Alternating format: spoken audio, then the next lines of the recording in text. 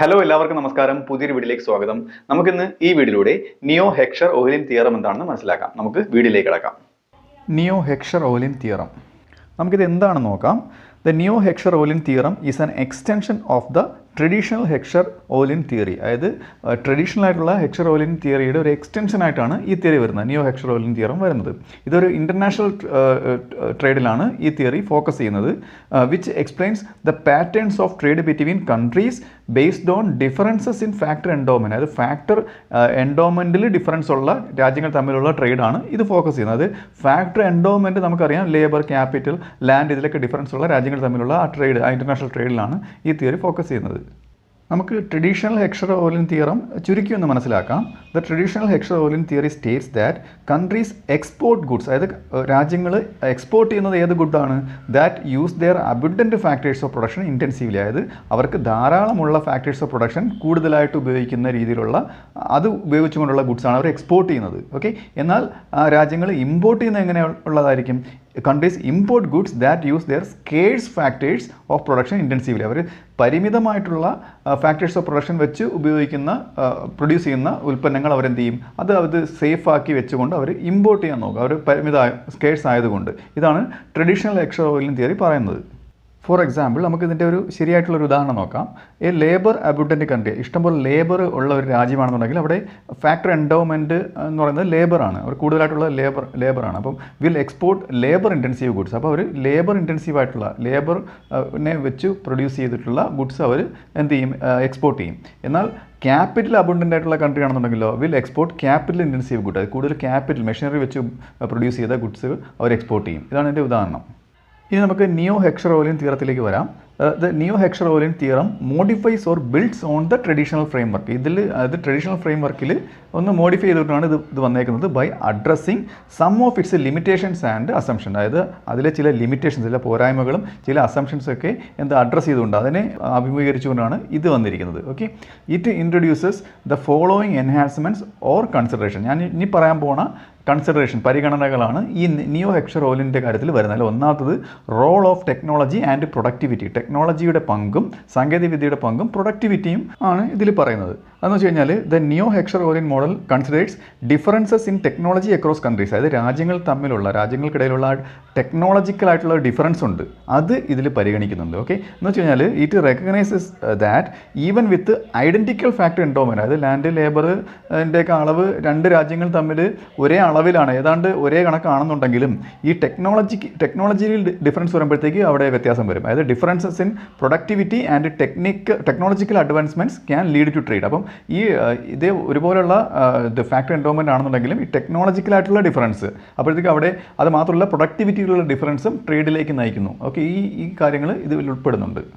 അതായത് countries with advanced technologies may specialise in high tech or high valued goods. അതായത് advanced ആയിട്ട് technology ഉള്ള രാജ്യങ്ങൾ എന്ത് ചെയ്യും? ഹൈ ടെക്നോളജി ഉപയോഗിച്ചുള്ള അല്ലെങ്കിൽ ഹൈ വാല്യൂ ആയിട്ടുള്ള ഗുഡ്സ് അവർ പ്രൊഡ്യൂസ് ചെയ്യും, regardless of their factor endowment. അവർ എത്ര ഫാക്ടർ എൻഡോമെൻറ്റ് ഉണ്ട് എന്ന് പരിഗണിച്ചല്ല, ടെക്നോളജി പരിഗണിച്ചാണ് അവർ ഗുഡ്സ് പ്രൊഡ്യൂസ് ചെയ്യുന്നത്. അടുത്തത് റിലാക്സേഷൻ ഓഫ് ഹോമോജീനിയസ് പ്രിഫറൻസസ് ആണ്.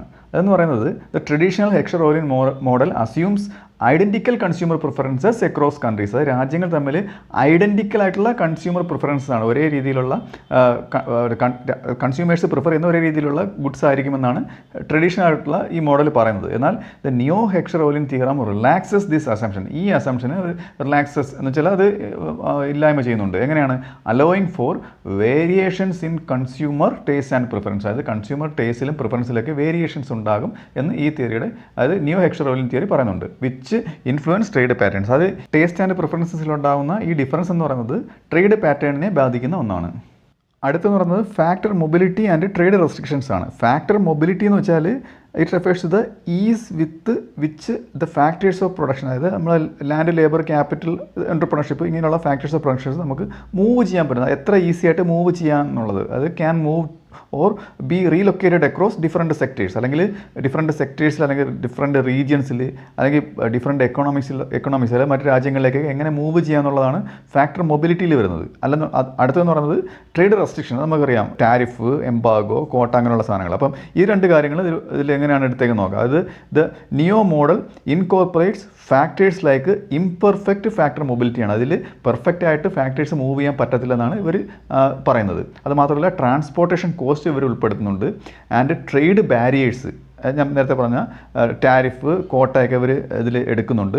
Which affect the feasibility and profitability of trade. അതായത് ഇതൊക്കെ ഏതാണ് ആ ട്രേഡിൻ്റെ സാധ്യതകളെ, ഫീസിബിലിറ്റിയെ ബാധിക്കുന്ന കാര്യങ്ങളാണ്. അത് മാത്രമല്ല പ്രോഫിറ്റബിലിറ്റിയും, എത്ര ലാഭം ഉണ്ടാക്കുന്നു ട്രേഡ് ചെയ്തിട്ട്, അതൊക്കെ ഇതിനെയൊക്കെ ബാധിക്കുന്ന കാര്യങ്ങളാണ്. അതെല്ലാം ഇവർ ഇതിൽ ഉൾപ്പെടുന്നുണ്ട്. ഈ തിയറിയിൽ, നിയോ ഹെക്സർ ഓവലിൻ തിയറിയിൽ ഉൾപ്പെടുന്നുണ്ട്.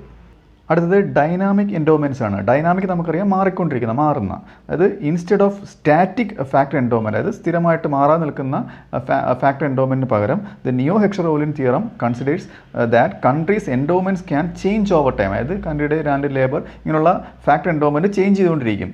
അത് ഈ ചേഞ്ച് എന്തിനെ ഇമ്പാക്റ്റിംഗ് ട്രേഡ് പാറ്റേൺസ്. അത് ഇതൊക്കെ ട്രേഡ് പാറ്റേൺസിനെ ഇമ്പാക്റ്റ് ചെയ്യുന്ന ഒന്നാണ്. അതായത് ചേഞ്ച് ചെയ്യാൻ ഉദാഹരണം കൊടുത്തിട്ടുണ്ട്.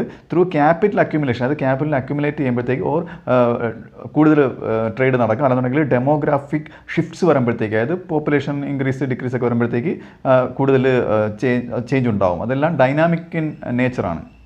അടുത്തെന്ന് പറയുന്നത് സ്കിൽ ബയാസ്ഡ് ട്രേഡാണ്. അതായത് സ്കിൽ എവിടെ കൂടുന്നോ അവിടോട്ട് ട്രേഡിന് ഒരു ചായ്വ് ഉണ്ടാവും എന്നുള്ളത്. അതായത് the neo version considers the role of human capital and skilled labour. അതായത് ഹ്യൂമൻ ക്യാപിറ്റലിലെ അല്ലെങ്കിൽ സ്കിൽഡ് ആയിട്ടുള്ള ലേബറിൻ്റെ കാര്യത്തിൽ ഇവർ ഇതിനെ കൺസിഡർ ചെയ്യുന്നുണ്ട്. Acknowledging that countries with higher levels of education, education നേടിയ ആൾക്കാരുള്ള രാജ്യങ്ങൾ and training may focus on industries requiring skilled labour. അപ്പോൾ അവരൊക്കെ ഇതിലായിരിക്കും കൂടുതൽ ഫോക്കസ് ചെയ്യുന്നത്. അതായത് ട്രെയിനിങ് നേടിയ അല്ലെങ്കിൽ എഡ്യൂക്കേറ്റഡ് ആയിട്ടുള്ള ആൾക്കാരുള്ള രാജ്യങ്ങൾ അവിടെ കൂടുതലായിട്ടുള്ള സ്കിൽഡ് ലേബറിനെ അവർ ആവശ്യമായിട്ട് വരും. അങ്ങനെയുള്ള പ്രൊഡക്ട്സ് ആയിരിക്കും അവർ പ്രൊഡ്യൂസ് ചെയ്യുന്നത്. ഇനി നമുക്ക് ഇതിൻ്റെ ഇംപ്ലിക്കേഷൻസ് നോക്കാം. ഇത് എവിടെയൊക്കെ ഉൾപ്പെടുത്താമെന്നുള്ളത്. അതായത് it explains trade patterns in a more nuanced way. അത് ട്രേഡ് പാറ്റേൺസ് കുറച്ച് സൂക്ഷ്മമായ രീതിയിൽ ഇത് എക്സ്പ്ലെയിൻ ചെയ്യുന്നുണ്ട്. അക്കോമഡേറ്റിംഗ് റിയൽ വേൾഡ് കോംപ്ലക്സിറ്റി, അതായത് റിയൽ വേൾഡിലുള്ള ചില സങ്കീർണ വശങ്ങളൊക്കെ ഇതിൽ ഉൾപ്പെടുന്നുണ്ട്. നേരത്തെ പറഞ്ഞതാണ് അതൊക്കെ ഏതൊക്കെയാണ്. ലൈക്ക് ടെക്നോളജിക്കൽ ഡിഫറൻസസ് ഇതിൽ വരുന്നുണ്ട്. ഇവോൾവിങ് ഫാക്ടർ എൻഡോമെൻറ്റ്, അതായത് മാറി വരുന്ന ഫാക്ടർ എൻഡോമെൻറ്റ്, അത് ഡൈനാമിക് ആയിട്ടുള്ള കാര്യങ്ങൾ ഞാനിത് പറഞ്ഞിരുന്നു. ആൻഡ് വേരീഡ് കൺസ്യൂമർ പ്രിഫറൻസ്, ഇതെല്ലാം ഇതിൽ അക്കോമഡേറ്റ് ചെയ്യുന്നുണ്ട്. Okay, it ഇൻറ്റഗ്രേറ്റ്സ് insights from new trade theories, അതായത് പുതിയ ട്രേഡ് തിയറീസ് എന്നുള്ള കാര്യങ്ങൾ ഇതിൽ ഇൻറ്റഗ്രേറ്റ് ചെയ്യുന്നത്, ഇതിൽ ഉൾപ്പെടുന്നുണ്ട്. അതിന് കിട്ടുന്ന ഇൻസൈറ്റ്സ് ഇതിലെടുക്കുന്നുണ്ട്. Making it more applicable to modern trade dynamics, അതായത് മോഡേൺ ആയിട്ടുള്ള ട്രേഡ് ഡൈനാമിക്സ്, മാറി വരുന്ന ട്രേഡിലേക്ക് നമുക്ക് ഈ തിയറി എടുക്കാവുന്നതാണ്. Such as intra industry trade, ഇതെല്ലാം മോഡേൺ ആയിട്ടുള്ള കാര്യങ്ങളാണ്. And trade in services, okay, സർവീസസിൽ രാജ്യങ്ങൾ തമ്മിൽ സർവീസസിൽ ട്രേഡ് ചെയ്യുന്നത്, ഇതിലൊക്കെ ഇത് ഉൾപ്പെടുത്താവുന്നതാണ്.